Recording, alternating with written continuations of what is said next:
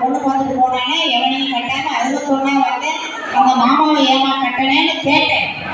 அதுக்கு பாப்பா சொல்லிச்சு, நடுவரையா வெளியில நின்று சொல்லிடாதீங்க, குறிப்பா மேடையில சொல்லிடாதீங்கன்னு சொல்லிச்சு. இருந்தாலும் என் வாய் ரப்பர் வாயாச்சா சொல்லுது. 60 பேரும் வந்தாங்க, பச்சி சொசி சாப்பிட்டாங்க, பார்த்தாங்க, போயிட்டாங்க. 61 வந்து எங்க மாமா மட்டும்தான் பச்சி சொசி சாப்பிட்டு தட்டுலாம் கழுவி வச்சுட்டு போனாரு. அதனாலதான் எங்க மாமாவை நான் செலக்ட் பண்ணேன்னு சொல்லிச்சு. இந்த ரகசியத்தை நான் யாருக்கிட்டையும் சொல்ல மாட்டேன். யாருமே இல்லையா?